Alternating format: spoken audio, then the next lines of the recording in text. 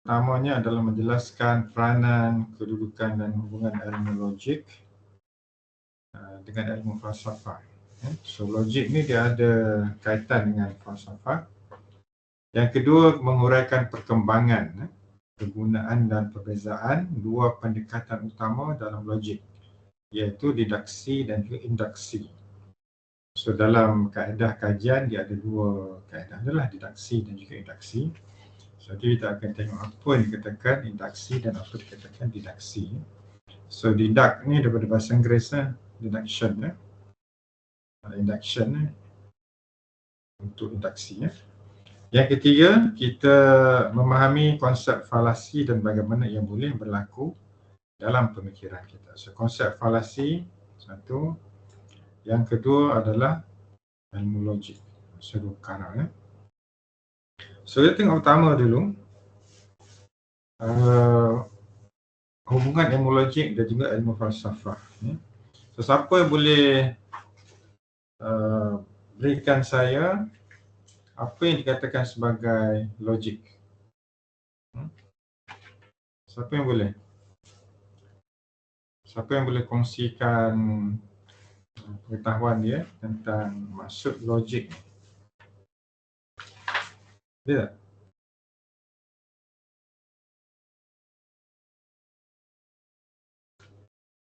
Boleh tak apa itu logik? Ada siapa yang boleh? Kita tengok. Maksud logik.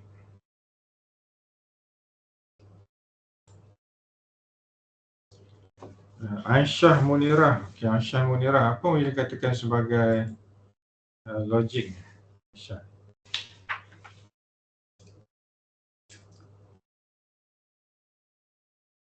Aisyah ada? Ada doktor, sekejap Okay.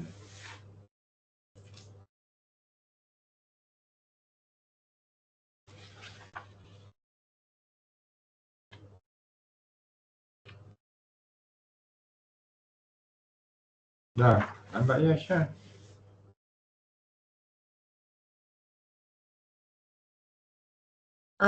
Something yang macam apa ni?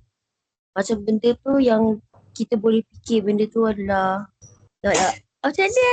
Saya tak tahulah tapi logik tu macam logik yang boleh kita faham benda tu. Yang boleh kita faham benda tu. Maknanya yang perkara tu kita boleh faham lah secara rasional. Macam tu? Ya. Okey. Kita lebih Aisyah lah. Saya ingatkan kau yang pun sama je. So kita baca sikit sebelum kita pergi lebih lanjut tentang logik ni. So logik ni adalah satu cabang ilmu falsafah. Satu cabang ilmu. So dia ada tiga lagi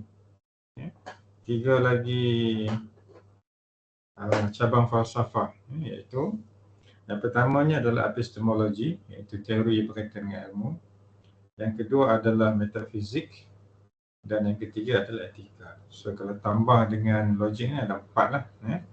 So cabang falsafah ni ada 4. So ingat, yang pertama epistemologi, yang keduanya logik, yang ketiganya adalah metafizik, keempatnya adalah etika.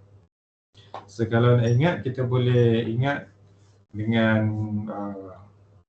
akronim L, MI.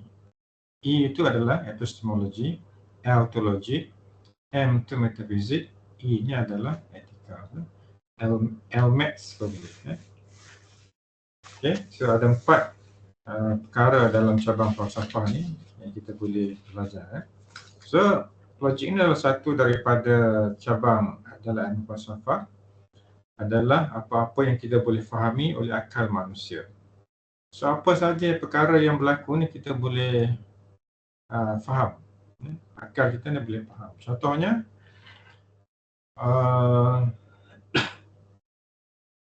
masa dulu, zaman dulu-dulu lah.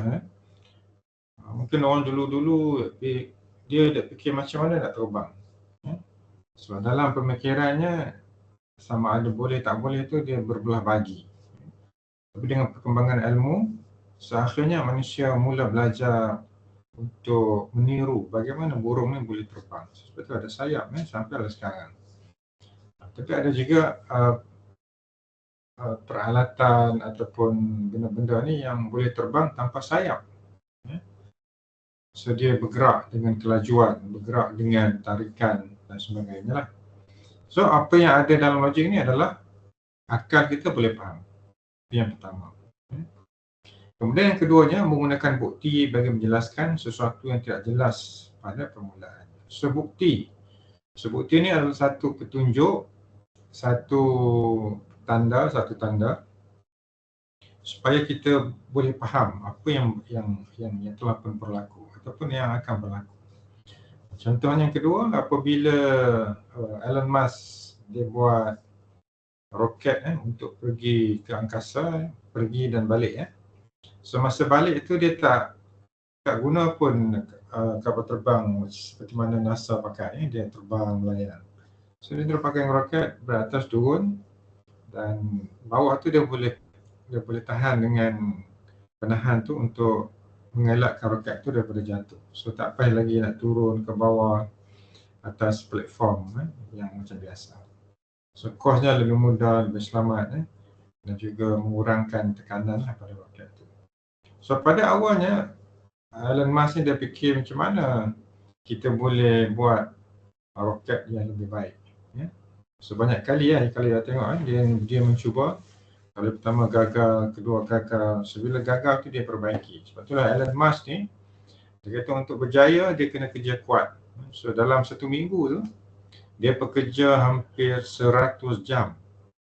So kita 100 jam kalau kita ada satu hari 24 jam. So kalau seminggu berapa jam?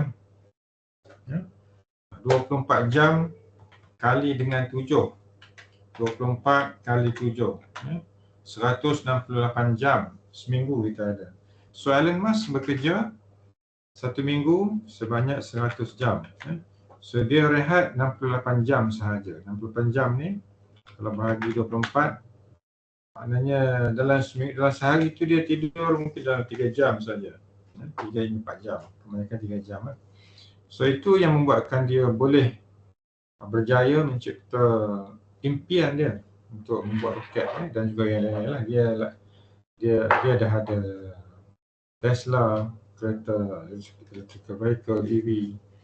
Dia juga ada Twitter, sekarang dikenal sebagai X dalam media sosial. So dan dia juga akan terlibat dalam pembangunan GPT, AI GPT lah. So nak berlawan dengan Microsoft, nak berlawan dengan Apple dan sebagainya, ataupun sekat-sekat dari China. So dia bekerja 100 jam sehari. Kita belajar ni berapa jam sehari? Kalau belajar lepas saja kelas 2-3 jam, kita pun dah rehat kan. Ini berbeza dengan Elon Musk, 100 jam satu hari, 1 minggu dia bekerja dan dia rehat cuma 3 jam ataupun 3 jam setengah sahaja satu hari. Dia bekerja sungguh lah, kuat betul kerja kan. Sebab baginya untuk berjaya dia kena kerja keras, dan kerja keras itu ditunjukkan dengan sejauh mana dia meletakkan jumlah jam dalam seminggu untuk dia buat kerja dia. Maknanya memang kalau nak bekerja dengan Elon Musk ni memang kena kuat lah, kena kuat usaha dan tidur kurang, kena banyak buat kerja. Itu contoh Elon Musk bagaimana dia menggunakan logik dia untuk menzahirkan impian.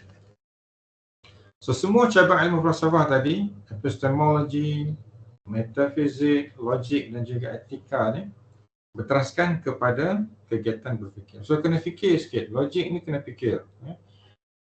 Kalau saya ingat lagi, saya pernah tanya kawan-kawan you all dalam masa yang belajar ni, apa masalah yang you all hadapi? Antaranya bas pengangkutan lah, kemudian internet connection yang tak mampu laju. So apabila kita fikir ke masalah, so kita fikir macam mana nak menyelesaikan masalah. Dan masalah yang kita nak selesaikan itu mesti masalah yang logik lah, yang boleh membantu ke arah penyelesaian. Okay, dia kata cabang ilmu falsafah berteraskan kepada kegiatan berfikir, manakala logik pula bertugas untuk menentukan sama ada sesuatu pemikiran itu betul ataupun salah. So tadi dah ada kita berfikir kan. So logik ni Dia nak tentukan sama ada apa yang kita fikirkan tadi betul ke salah. Contohnya dalam setahun dua lepas, mungkin tahun ni pun ada juga lah. Ada orang bawa kereta atas jalan raya, dia melawan arah laluan jalan. Semana pemandu yang ikut jalan betul tu, kalau dia perasan dia boleh elak lah. Mana-mana yang tak perasan, tak dapat elak dan pemalangan. So barangkali orang yang bawa kereta tadi, laluan yang salah ni, dia berfikir dia berada dalam laluan yang logik. Kan? Tapi pada orang lain tu salah. Fikiran yang perbuatan dan pemikiran yang salah lah, yang tak logik. So bila dah ada penentuan nak buat mana yang betul, mana yang salah, dia menjurus kepada pembuatan keputusan ataupun kesimpulan. So bila dah ada penentuan tadi, barulah ada keputusan ataupun akhirnya kita buat perumusan ataupun kesimpulan. So logik ni berkaitan dengan berfikir, nak tentukan betul ataupun salah. So ada dua je, betul ataupun salah, hitam ataupun putih. Dan di akhirnya adalah proses untuk membuat keputusan. Saya ingat bila dalam masuk dalam pekerjaan ataupun masa belajar ni pun, dalam perbincangan kumpulan kan, so ada yang bagi pendapat A, ada yang B, ada yang C. So masing-masing berfikir, memberikan hujah, memberikan dapatan ataupun cadangan-cadangan kan. Tapi dengan adanya cadangan yang banyak ni, so kita dah boleh fikirlah mana satu yang kita nak, sesuai dengan objektif, yang memudahkan, yang tidak membebankan. So ada pertimbangan-pertimbangannya untuk kita buat keputusan. Dan dalam logik ni kan, logik menentukan sama ada perkara itu betul atau salah tu, dia ada pertimbangannya. Kita timbang dulu yang mana yang baik, yang mana yang beri manfaat, yang mana yang akan memberikan pulangan yang baik pada masa depan, dan juga yang akan sentiasa memberi tuah kepada kita. So contoh paling mudah adalah bila nak cari boyfriend ke girlfriend nantilah, so nak kena fikir ni, kalau pilih si A ni, apa dia punya kesan masa depan, kalau pilih B ni, apa kesan masa depan, kalau tak pilih dua-duanya, apa kesan pada kita kan. So ada orang yang, ada pelajar yang masa belajar ni dia nak belajar, dia nak cari pengalaman. Kata lepas belajar ni dia nak pergi kerja ke tempat lain, dia nak cari duit, cari wang pula kan. So dia tak fikir sangat pasal nak cari partner dia. So dia fikir macam mana dia boleh survive selepas dia belajar, dia nak ke mana dia nak pergi. So ada orang macam tu kan. So ada orang yang dia kata habis belajar dia nak kahwin terus kan. Dia nak balik, dia nak duduk dengan mak ayah dia ataupun dekat-dekat dengan mak ayah dia. Dia boleh tengok-tengokkan mak dan ayah dia, adik-adik yang lain dan dia boleh tolong mereka lah. So ada yang fikir macam tu. So ada yang macam biasa, dia tengok pada rezeki. Kalau ada rezeki, kahwin awal kan. Kalau tak ada rezeki, sabarlah sikit. So itu adalah pemikiran masing-masing. Tapi dia ada pertimbangan-pertimbangan yang akan memberi kesan kepada pembuatan keputusan dia nanti. Nak buat keputusan ni. Nak kahwin orang Malaysia ke, nak kahwin dengan orang luar Malaysia. Kalau muka macam Hindustan sikit tu, nak kahwin dengan orang Bangladesh ke, Pakistan ke. Kalau di Sabah, saya ingat ramai juga Pakistan yang dah pun menjadi warga negara Malaysia di Sabah. Okay. So itu adalah satu penerangan lah tentang logik ni, bagaimana ia berlaku. So ingat, logik ni berkaitan dengan berfikir dan dia boleh tentukan pemikiran betul atau salah. Dan untuk penentuan betul atau salah ni, dia ada pertimbangan-pertimbangan dia yang akan menyebabkan berlakunya proses membuat keputusan ataupun kesimpulan nanti. So logik ni nak jawab persoalan-persoalan berikut. So banyak juga soalan yang ada lah untuk nak jawab logik ni. Apakah perat pemikiran yang betul? So bila fikir pasal logik ni, kita nak elemen-elemen dalam logik ni, elemen yang suci murni, yang betul, yang boleh kita ikut. So soalan pertama adalah apakah pemikiran yang betul? So nak kena tanya macam mana cara fikir yang betul ya? Macam mana cara fikir yang betul? Yang kedua, bolehkah kita bezakan antara hujah yang baik dan hujah yang buruk? Manakah hujah yang baik? Manakah hujah yang buruk? Kemudian, apakah cara untuk mengesan pemikiran yang salah? So, kalau terdapatnya pemikiran salah, macam mana kita nak kesan? Nak kesan pemikiran salah. Keempat, apakah keadaan berfikir yang baik? So, tadi yang satu pemikiran yang betul kan? Yang empat ni adalah ada tak terdapat keadaan berfikir yang baik? Macam mana kita boleh fikir tu dan fikiran kita tu akan memberi kesan yang baik kepada kita. Dan yang kelima, apakah cara berhujah yang efektif dan sebagainya. Apakah cara berhujah yang berkesan. Okey, so tak apa, sebelum kita nak jawab kelima-lima soalan ni, kita pergi sikit untuk mengetahui lebih lanjut tentang logik. So kalau tengok dalam buku ni, logik ni dia cerita agak panjang juga. Sebelum masuk pada logik ni, saya baca sikit daripada buku kita ni. Logik juga disebut sebagai prinsip ataupun undang-undang berfikir. So, prinsip berfikir ni ada dalam logik. So, bagi mereka yang berfikir dengan logik ni, dia ada cara tertentu macam mana dia berfikir kan. Dan logik ni memberi kita cara berfikir ataupun keadaan berfikir yang betul dalam kehidupan seharian. Dan pada masa sama, logik ni dapat menepis kekeliruan yang boleh memberi salah faham, boleh menyesatkan kita ataupun boleh memberikan keburukan kepada kita lah. Sebab tu saya kata tadi, sebelum kita buat keputusan tu dia ada pertimbangan-pertimbangannya.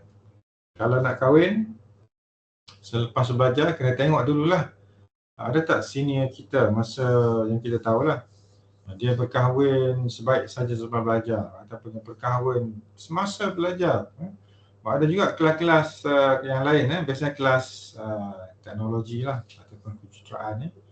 Pelajar yang masuk dari politeknik, college community, college institut kemahiran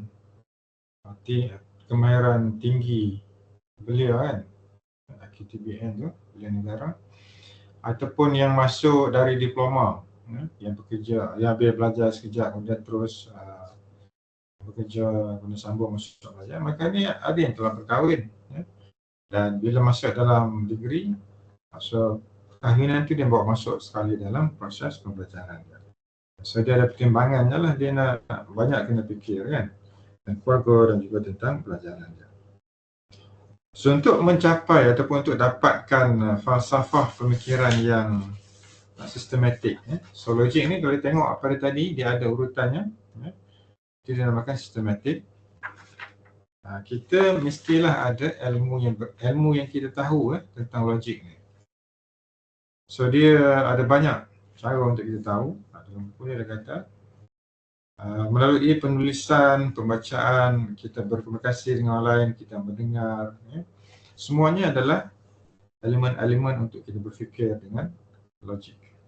So kita dengar, kita perhati, kita teliti, kita bertanya, kita baca, kita mengkaji, semuanya adalah untuk meningkatkan kualiti ilmu logik yang kita ada. Okay, so kita pergi sikit pada ilmu logik ni. Kalau tengok dalam buku ada beberapa nama lah yang dipetik. Yang pertamanya adalah Awang Sarian. Awang Sarian ni dia menulis buku tentang permulaan falsafah yang bermula kira-kira 600 tahun sebelum Masihi. Sebelum Nabi Adam AS. Dah ada dah elemen ilmu logik ni.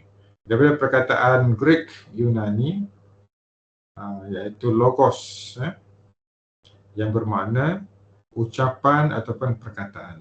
Ucapan, ucap ataupun kata lah. So logos, bukannya logo, tapi logos. Okay, dia punya tokoh yang mempelopori bidang ni namanya adalah Heraklitos. Heraklitos yang menggunakan logos ataupun kaedah berfikir yang benar untuk mengkaji kuasa yang menguasai dan mentadbir alam, serta mengkaji sebab berlakunya perubahan pada alam. So dia nak kaji macam mana alam ni ditadbir. So dah ada dah pertanyaan pada masa tu tentang alam kan. Sebab dalam logik ni ada 3 kan. Dan dalam falsafah ni ada 3 kan. Mula-mula tu falsafah tentang diri sendiri kan. Kemudian falsafah tentang natural, persekitaran. Yang 3 barulah falsafah tentang kajian-kajian yang lebih khusus. So di peringkat Herakleitos ni, dia cuba nak mengkaji tentang alam sekitar ni. Siapa yang menguasai alam? So itu pertanyaan dia lah. Dan bagaimana alam ni boleh berjalan dengan baik kan? Ya? Matahari tak berlanggar bulan, bulan tak jatuh atas bumi, kita tak bergoyang, gunung ganang yang ada ni dia tetap berada pada kedudukan dia, tak bergerak, tak lari-lari pun. Air laut tak naik ke daratan, melimpah ruah jadi tsunami. So macam mana alam ni boleh berjalan dengan baik? Siapa yang menguruskan alam? Siapa yang menguruskan kehidupan dunia ni? So kita pagi-pagi bangun pagi dengan semangat nak pergi kelas, nak belajar kan. So siapa yang bagi semangat? Kawan-kawan kita yang tak dapat masuk UTM ni, mana mereka pergi? Kenapa mereka tak dapat masuk? Apa yang mereka sedang buat? Apa yang akan berlaku pada mereka ni kalau tak masuk universiti? So you all ada peluang masuk universiti ni, apa yang berlaku pada saya ni bila saya habis belajar? So banyaklah pertanyaan kan. So semuanya adalah berkaitan dengan berfikir supaya kita memahami keadaan yang berlaku di sekitar kita. Okay. Kemudian ditambahkan lagi dengan perkataan lain, logik berasal daripada kata logos tadi ialah kaedah berfikir untuk memperoleh keputusan yang benar atau untuk bezakan sesuatu yang sah daripada sesuatu yang tidak sah. Ya.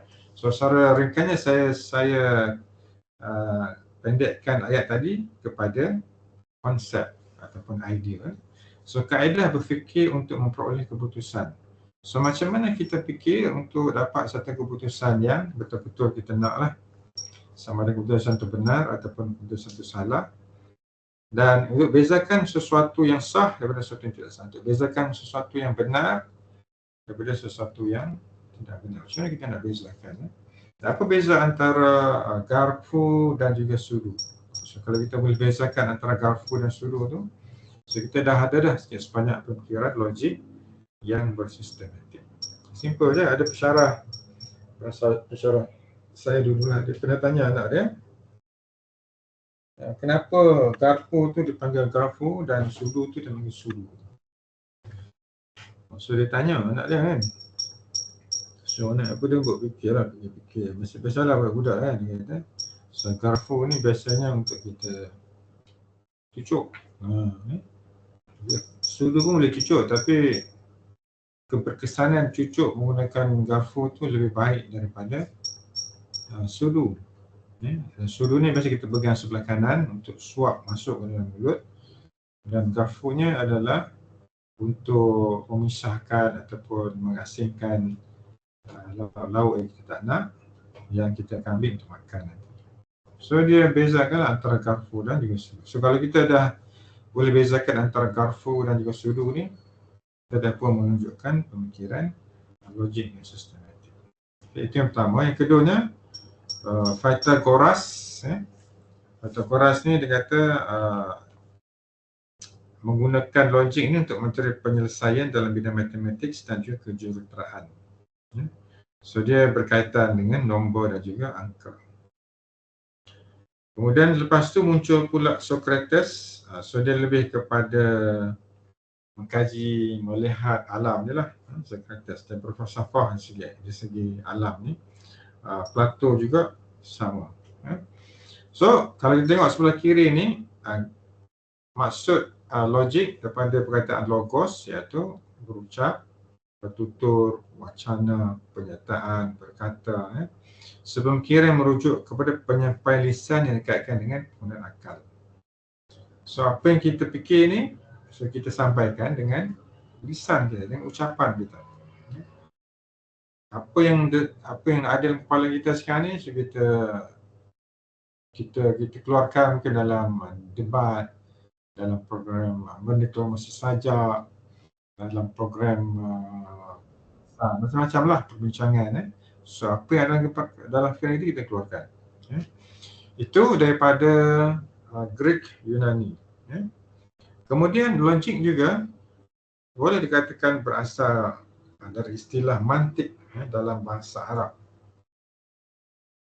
Ditarifkan sebagai ilmu. So dalam logik bahasa Arab ni, logik ditarifkan sebagai ilmu, disiplin ataupun peraturan akal yang jika dipatuhi boleh menghindarkan diri daripada kesalahan berfikir.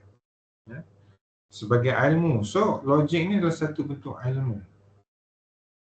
Disiplin ataupun peraturan akal. Ilmu, disiplin dan peraturan akal. Dan kalau kita ikut, kita boleh elakkan diri daripada kesalahan berfikir. Okey, itu ada dua perbezaan antara Greek dan juga bahasa Arab. Dan bagi bahasa Arab, dia bertepatan dengan definisi manusia sebagai al-hayawan al-natiq dalam tradisi logik Islam ataupun rational animal dalam tradisi Barat. So dalam tradisi Barat dikata manusia ni lebih kurang macam haiwan lah. Tapi haiwan ni boleh berkata-kata.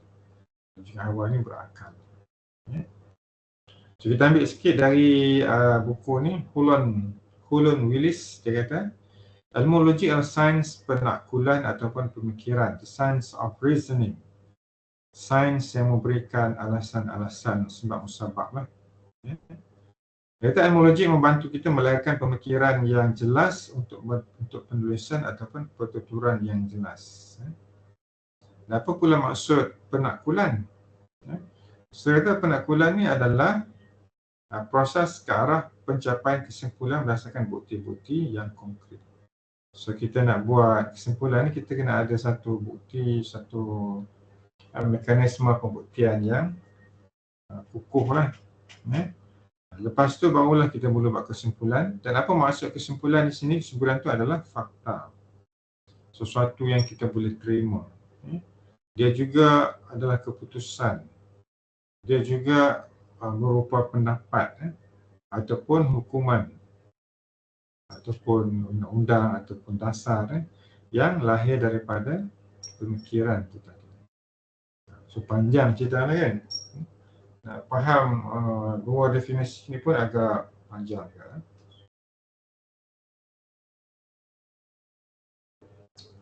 Okey, ada soalan? Dah setengah jam dah, baru dalam 4 slide ni. Ada soalan ke nak tanya tentang logik ni? Ni tak masuk didaktif, didaksi lagi. So dalam buku ni didaktif dan juga induktif ni agak mendalam diterangkan. So contohnya lebih baiklah. Okey, kalau ada soalan kita sambung sikit lagi. So nanti macam biasa kita akan ada simple quiz sikit. Okey, kita pergi sikit logik. Tidak boleh dipisahkan, ini ciri-ciri logik lah. Tidak boleh dipisahkan dalam kehidupan kita. Kerana kita mesti menggunakan logik untuk memanfaatkan pemikiran kita. So, kena fikirlah. So, bila masuk universiti ni, tahap pemikiran kita dah makin tinggi daripada rakan-rakan kita yang lain. Kita dah boleh fikir tentang rancangan masa depan kita. Kita boleh fikir menyelesaikan masalah yang kita hadapi ini dengan pelbagai pilihan penyelesaian yang lebih baik. Contohnya, kalau duduk di universiti ni kita kena cari masa untuk belajar. Kalau sekolah dulu kan cikgu yang bagi masa ataupun mak ayah kita yang bagi masa suruh belajar, suruh baca kan. Tapi di universiti kita sendiri yang kena uruskan. Tak ada siapa lagi nak uruskan. So nak menguruskan masa ni, so nak kena berfikirlah masa makan bila, masa kita nak baca buku ni bila, nak buat kerja ni bila, nak buat assignment ni bila, masa kita nak rehat ni bila, masa kita nak main berpeluh badan ni masa bila, masa kita nak lepak-lepak, nak rehat dengan kawan-kawan ni bila. So semuanya kita kena fikir, kena susul dah. Masa saya mengajar kelas kejuruteraan lah, kejuruteraan dulu. So ada pelajar ni pukul 6 pagi. Dia dah duduk dekat fakulti ni. So dia buat study lah, pukul 6 pagi. So dia pelajar Cina perempuan. Pukul 6 pagi tu dia dah duduk di fakulti dan dia study dalam masa sejam, pukul 6 sampai 7. Masa kawan-kawan lain pun tidur lagi, kawan-kawan lain masih lagi duduk di college. So dia dah bangun dan study. Mungkin masanya untuk dia belajar dalam masa tu kan, lepas tu dia pergi kelas dan buat assignment dan sebagainya lah. So masa dia belajar bila? Bila masanya dia belajar ni? Dah hampir 3-4 minggu di camp ni, masa belajar tu bila? Ali Imran. Ada Ali Imran? Ada Ali Imran? Ya, saya. Bila masa Ali Imran belajar? Dalam sehari ni atau seminggu? Maksud belajar tu beri perhatian lah, ulang kaji. Apa? Bila masa yang Ali Imran cari ataupun bagi dalam masa sehari ataupun seminggu ni untuk belajar. Belajar ni maksudnya buat ulang kaji, baca buku ataupun buat assignment. Di time lah. Selalunya bagi saya lepas asar. Lepas asar? Lepas asar masuk ke malam. Okey, lepas asar kenapa pilih masa waktu asar ni? Imran? Ya, saya. Kenapa pilih masa waktu asar? Waktu paling relaxing lah bagi saya. Oh, asar masa paling relax ya. Masa relax ni macam mana, Ali? Ni banyak masa terluang. Oh, masa terluang lah. Maksudnya masa petang ni nak pergi jogging-jogging ni agak kurang lah. Kurang lah. Okay, so dia pilih masa asar kan. Okay, cuba tanya seorang lagi. Masa dia study ni, bila masa dia study? Andre Imran masa waktu asar, yang lain itu masa bila. Kita cari Kelvin. Ada Kelvin?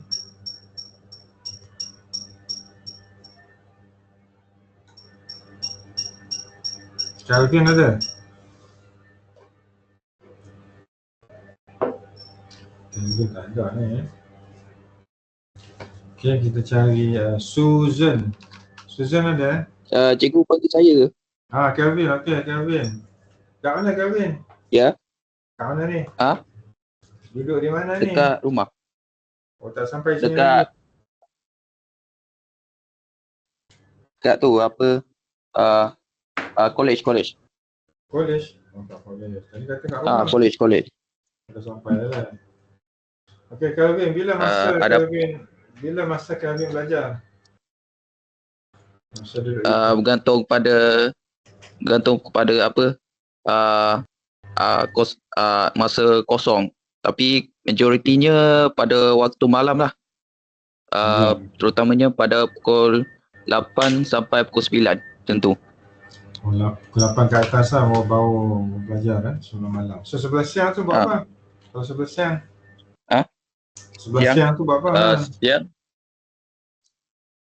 Siang rehat. Kadang-kadang kalau ada lebih masa tengah hari tu basuh baju ke, kemas rumah ke. Oh, ajar ajar kan?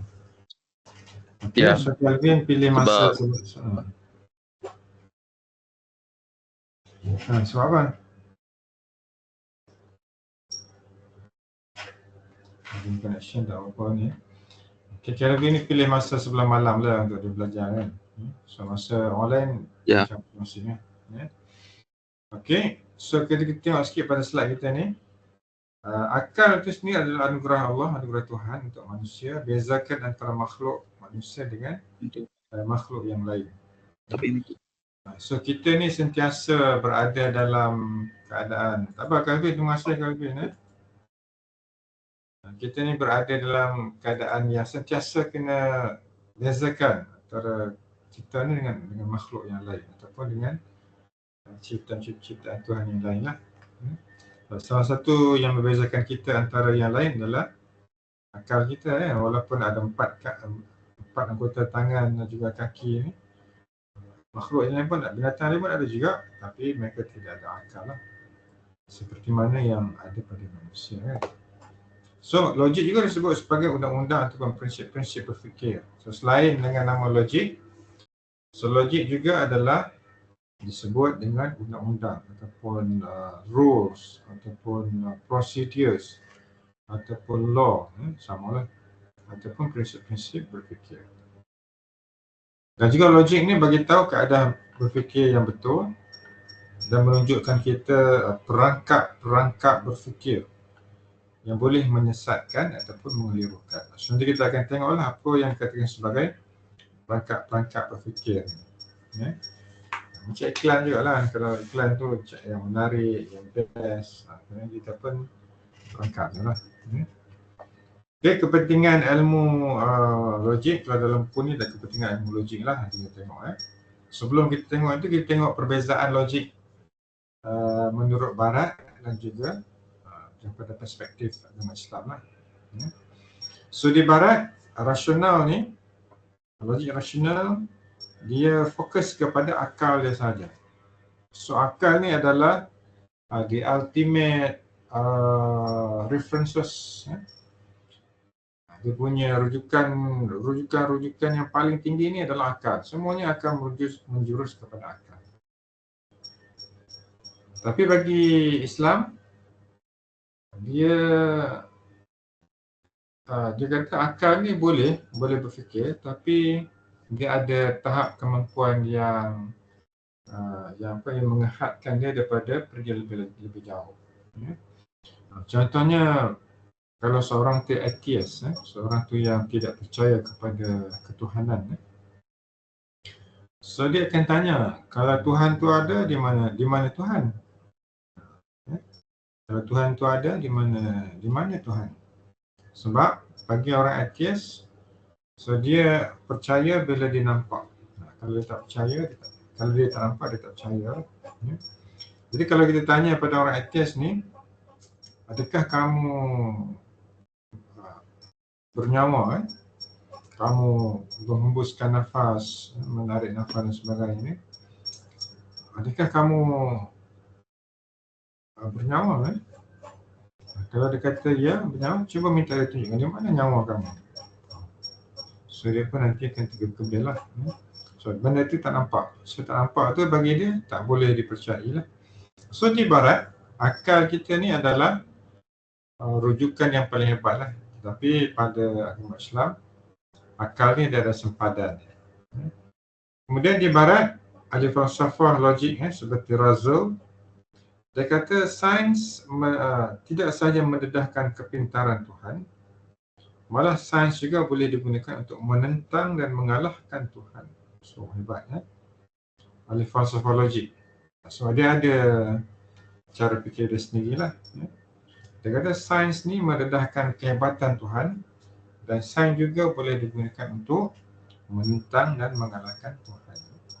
Dia ada satu kisah seorang penceramah dari Amerika. Nama dia, saya tengok nama dah jarang saya tengok nama dia. Khan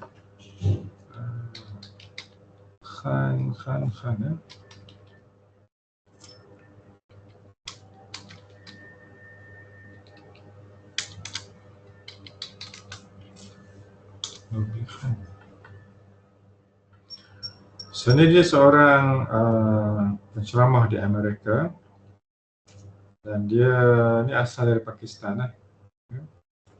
Saya tak ingat lah nama dia, tapi dia nama Khan lah kat belakang tu. So dia dalam satu ceramah tu dia menceritakan pengalamannya berjumpa dengan orang-orang Yahudi Dan salah seorang daripada kelompok Yahudi ni memang orang Rabbai, orang yang alim dalam agama Yahudi ni. Kemudian dia bersoal jawablah dengan orang Yahudi. Iaitu soalannya adalah tentang kenapa orang Yahudi ni, kalau dalam kitab dalam Quran lah, bagi ceritakan tentang golongan yang suka membantah dan juga mengingkari perintah-perintah Tuhan, perintah Allah. Jadi dia pun bertanya, dan jawapan daripada Rabai Yahudi ini menunjukkan yang pemikiran mereka ni agak berbeza sikit lah. Sangat berkaitan dengan Razel. Rabai Yahudi kata, dia konsep manusia dengan Tuhan ni samalah seperti konsep anak-anak dengan bapa ni. So dia punya konsep logik macam tu. Rabai ni kata apabila manusia ni dicipta, dia umpama anak-anak yang baru lahir lah. So dia akan mendengar ucapan daripada mak ayah dia kan. Ikut perintah. So kalau ayah dia suruh buat A, dia akan buat A. Mak dia cakap B, dia akan ikut je. So bila dia meningkat remaja, jadi kanak-kanak, remaja dan dewasa, so pemikirannya tu dah semakin baik, semakin berkembang, semakin matang, dan dia boleh memilih mana yang baik dan mana yang buruk, dan dia boleh bersoal jawab, dia boleh argue dengan orang lain. Kemudian apabila dia dah dewasa dan menjadi seorang lelaki yang betul-betul matang, pikirannya pun dan mantap, so dia boleh argue dengan Tuhan, dan dia boleh memberikan alasan yang rasional tentang pilihan dia. So sama dengan pemikiran ahli filsafat logik barat ni, dia kata sains ni boleh mendedahkan kepintaran Tuhan dan boleh juga digunakan untuk menentang dan mengalahkan Tuhan.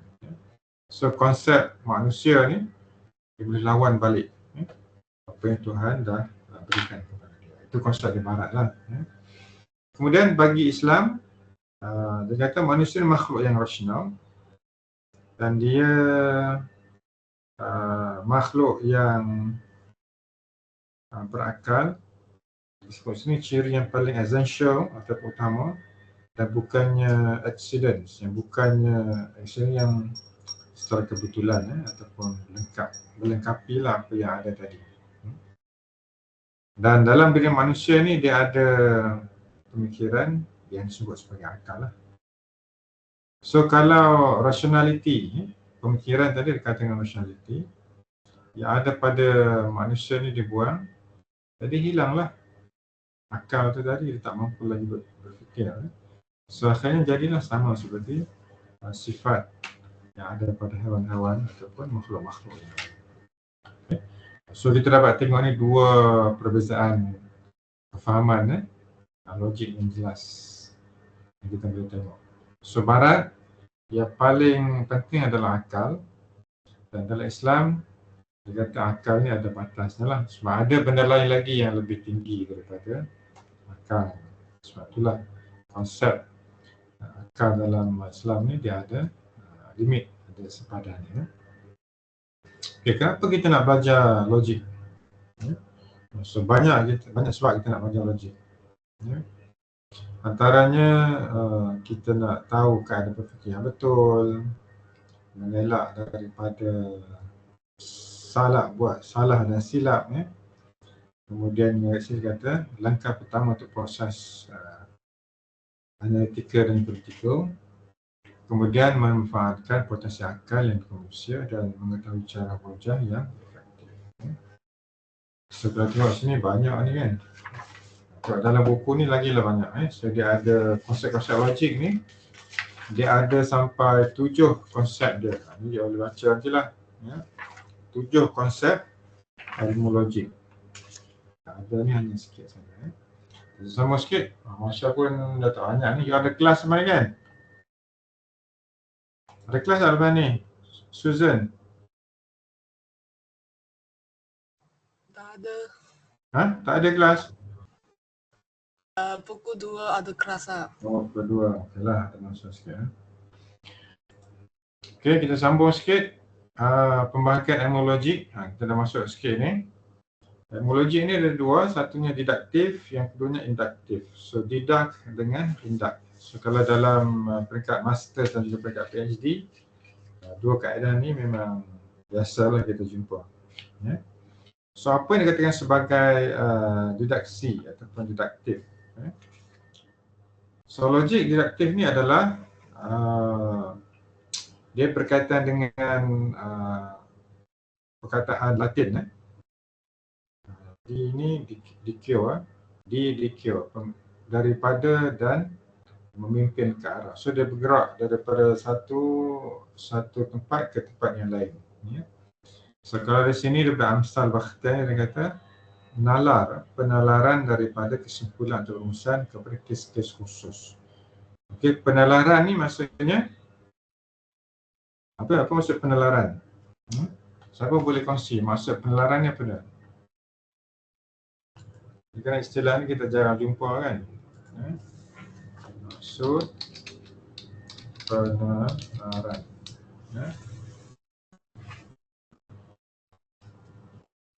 Okey, kalau tengok dalam ni definisi ni adalah proses berfikir menggunakan landasan logik untuk buat kesimpulan berdasarkan fakta yang telah pun dianggap benar. So kita gunakan proses berfikir ni menggunakan logik untuk buat kesimpulan berdasarkan fakta yang telah pun benar. So dalam buku ni kita banyak gunakan istilah fakta tu dipanggil premis. So kalau kata biasa premis ni kita pakai tempat kan. Premis kedai, premis sekolah, premis tempat ni. Tapi dalam logik ni untuk fakta kita gunakan istilah premis.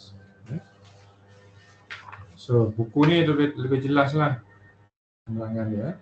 So kesimpulannya adalah sesuatu rumusan yang diangkat dari pernyataan yang bermula dengan yang umum dan berakhir dengan yang khusus. So mula-mula tu dia besar, dia lapang, luas, panjang, banyak lah. Kemudian dia akan turun ke bawah, dia akan mengecil dan mengkhusus. Itu maksudnya didaktif. Atasnya besar, bawahnya tirus. Okey, contoh dia bagi sini adalah sayur-sayuran ada vitamin. Vitamin baik untuk kesihatan. Sayur-sayuran baik untuk kesihatan. So digabungkan sayur satu, vitamin satu dan kesihatan. So dia kata dua pernyataan yang mempunyai unsur yang sama. Sayur ada vitamin baik untuk kesihatan. Yang mana salah satunya berunsur umum. Pernyataan ketiga akan menyimpulkan kebenaran yang sama dengan kebenaran dalam dua pernyataan sebelumnya. So sayur ada vitamin baik untuk kesihatan. Jadi sayuran itu baik untuk kesihatan. So yang pertama ni bergabung dengan kesihatan. Semua hidupan akan mati, ahli adalah pernah hidup. Maka ahli akan mati. Semua hidupan, bukan sahaja benda kecil, benda besar kan. Semuanya, semua kehidupan ni akan mati. Semua hidup lah. Kalau mati tak apa lah kan. Ahli adalah benda hidup. So ahli ni adalah satu kehidupan. Jadi ahli juga akan. So yang atas tu banyak, dia akan menjurus kecil saja bawah. Itu namanya. So yang kedua, belum kita sambung lagi. So kaedah didaktif sering digunakan dalam bidang matematik dan juga mantik. Mantiknya bahasa lah. Untuk mengkaji teori, untuk menolak teori yang palsu ataupun teori yang tak lagi logik, dan mengukuhkan teori-teori yang setiap ada lah kalau nak dikukuhkan. Okey, didaktif ni namanya adalah teori hipotesis, ujian hipotesis dengan data yang terakhir ialah sangkal ataupun sokong teori. So maksudnya andaian, alasan-alasan ni semuanya menjurus kepada penggunaan data, dan data ni yang terakhirnya sama ada teori ini kita nak tolak ataupun teori ini disokong. Contohnya teori dalam pemasaran, teori dalam merancang, teori dalam kumpulan. So semuanya ada teori. So bila dia buat kajian, buat sedikit ujian ringkas, So kita ada data. So data ni lah yang digunakan untuk menerima ataupun menolak teori tadi. So hipotesis ni penting untuk kutip data dan beri arah tuju kepada kumpulan data. So dalam nak buat hipotesis ni, dia kena ada objektif kajian dulu. Objektif kajian ni yang menentukan apa yang nak dicapai. Dan prosesnya panjang lah. Kaedah nak dapatkan data, kaedah menganalisis data. Kalau data tu tak penting, data tu tak berkaitan, macam nak buang data tu, sebanyak caranya. Data tidak hanya diperhati, sebaliknya disesuaikan dengan teori awal yang telah dibina. Okay, tokoh yang menjadi pelopor utamanya adalah Karl Popper. Dan perkataan ini bersifat kritikal dan tidak taksub dengan teori yang sedia ada. Tetapi rasional dan komitmen terhadap ukur logik. So dalam bidang C ni yang you kena ingat, yang pertamanya dia atasnya besar, dia terus ke bawah. Dan dia ni berkaitan dengan teori, hipotesis, data, dan akhirnya sama ada nak sokong ataupun nak terima data dia, nak sokong ataupun menolak teori tadi. Dan dia ada kaedah untuk mengumpulkan data ni, ada banyak kaedah. Kemudian dan dia juga bersifat kritikal dan tidak taksub yang teori yang ada. Dan tokohnya adalah Karl Popper. So dalam kaedah didaktif ni, yang paling penting adalah kita faham apa maksud dia, konsep yang digunakan, dan juga bagaimana kita boleh gunakan teori ini untuk menjadikan pemikiran kita lebih baik. So dalam buku ni, Logik dan Kaedah Pengujahan, muka surat 60, dia ada bagi 4 kaedah macam mana kita nak berhujah. Yang pertama kaedah didaktif, yang kedua induktif, ketiga abduktif, yang keempat adalah heuristik. So dia ada 4 kaedah logik ni dan bagaimana kita nak gunakan hujah kita lah dalam memberi logik. Okay, itu boleh baca lagi. Kemudian yang terakhirnya adalah logik induksi ataupun induktif.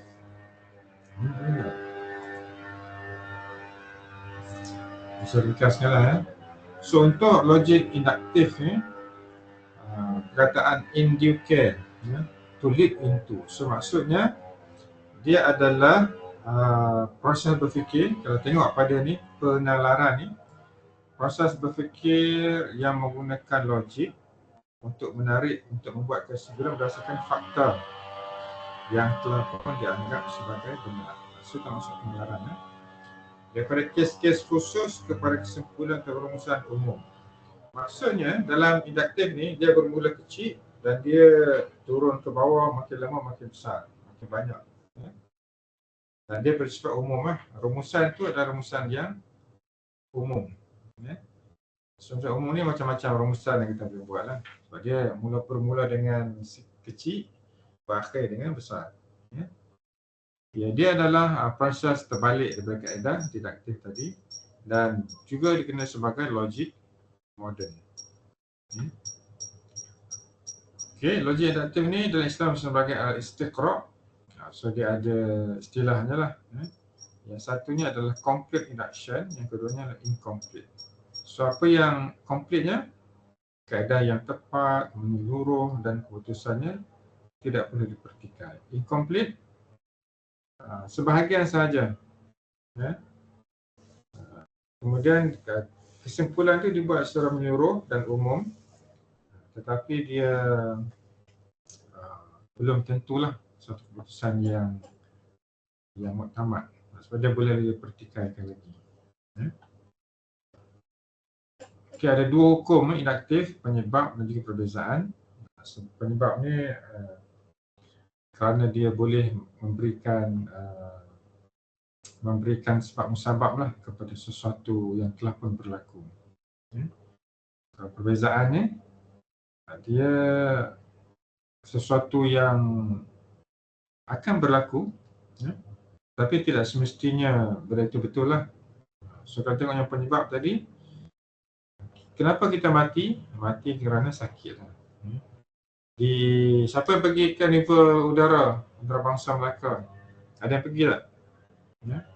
So, petang semalam ada kemalangan jalan raya melibatkan penunggang motosikal. Penunggang itu saya seorang askar yang sama-sama ambil bahagian, tapi dia tak tugas lah itu.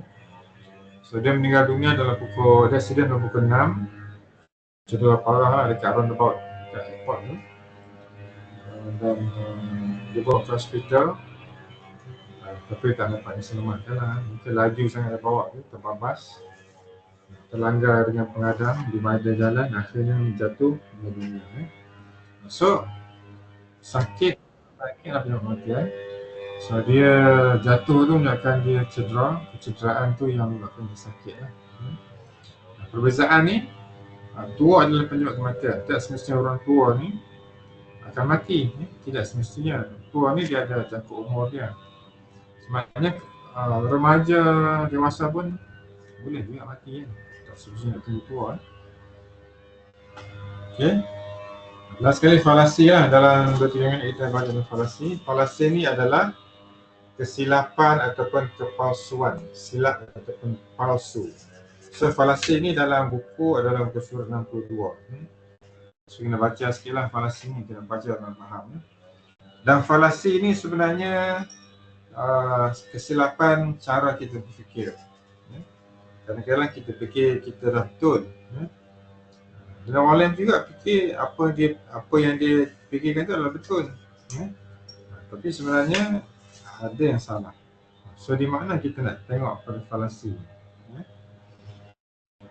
So falasi ni adalah hujah yang lemah dan tidak boleh diterima. So alasan-alasan yang dia bagi tu alasan yang lemah lah.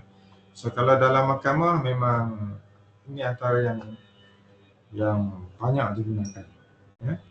Ia lebih kepada hujah palsu untuk mengelirukan, supaya orang lain boleh percaya dia adalah satu yang benar. Dia nampak betul tapi tak semestinya betul lah. Dia ada normal, dia ada formal dan juga informal. So kalau formal ni dia hujah-hujah tu nampaknya macam hebat lah. Premisnya betul, premisnya maksudnya fakta dah. Tapi kesimpulannya adalah salah. So kesimpulan ni yang sangat penting. Falasi informal sukar dikesan. Yang tadi dia boleh dilihat daripada struktur ataupun hujah-hujah lah. Cuma kesimpulannya tu agak salah. Falasi informal ni data pun tak cukup, prejudisnya sangat tinggi, andaiannya yang singkat dan menggunakan emosi ataupun paksaan. Okay, falasi ni ada dalam kedua-dua, deduktif dan juga induktif lah. So kalau dalam deduktif, dia ada percanggahan antara A dan B, ada percanggahan hujah. Kemudian menuntut persoalan. Dia buat dakwaan tetapi tidak dapat dibuktikan. Kesalahan kesamaran untuk mendukung dua maksud yang berbeza. Contohnya perkataan segan. Kalau segan ni, kalau kita pergi ke utara, dia tak semestinya maksud malu. Segan ni dia malas pun ada, dia tak mau ke depan pun ada. So maksudnya berbeza-beza. Dikotomi salah. Kemungkinan tu kemungkinan yang salah. Pilihan tu kemungkinan salah. Non sequitur. Kesimpulan tidak menunjukkan perkembangan atau aliran tertentu. Maksudnya kesimpulan yang buat tu kesimpulan yang menyimpang lah daripada yang kita fikirkan. Kalau induktif, sama ada 5 ni. Dia adalah rayuan dan kejahilan. Maksudnya apabila kita ilmu tak cukup, tak bolehlah nak lawan kan dengan orang yang ilmu banyak. Persoalan kompleks, jawapan ya tidak ni dia tidak diperlukan. Maksudnya dia open question tu lebih banyak lah. Kesalahan punca. So dia peringkat awal tu dah salah. So nak bawa ke depan lagi tu adalah hujan-hujan ke depan tu adalah hujan yang salah lagi.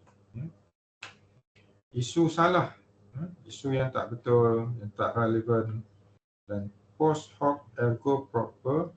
So dia falasinya mengelirukan perhubungan temporal dan kausal. Contohnya, peristiwa B mengikuti peristiwa A, maka dapat dikatakan bahawa A menyebabkan berlakunya B. Sekadar hujah yang telah pun berlaku ni hujah yang salah. Dia ada satu istilah kat sini yang tak ada. Sini rasanya kita masukkan. Okey. Tengok pada ni post hoc dengan non sequitur. Dia sini adalah biasanya hujah yang kesimpulannya tidak menunjukkan suatu perkembangan atau aliran fikiran yang wajib. Yang ini selepas peristiwa itu berlaku. Dia tak ada urutan yang logik lah. Tak ada urutan. Okay, kesimpulannya, pemahaman tentang cara berfikir yang logik, sama ada induktif ataupun deduktif, sangat penting untuk kita membuat kajian kita lah. Sama ada deduktif, sama ada yang besar kepada yang kecil, ataupun induktif yang kecil kepada yang besar. So, kena faham cara berfikir. Kemudian falasi, hujah yang palsu ni sentiasa berlaku. Kadang kita rasa pandai, sedangkan kita ilmu tak cukup. So, nak kena belajar banyak lagi. Supaya kita faham bahawa logik dan juga falasi ni menentukan cara kita berfikir dengan betul. So, itu sahajalah untuk kuliah hari ini. Agak panjang juga.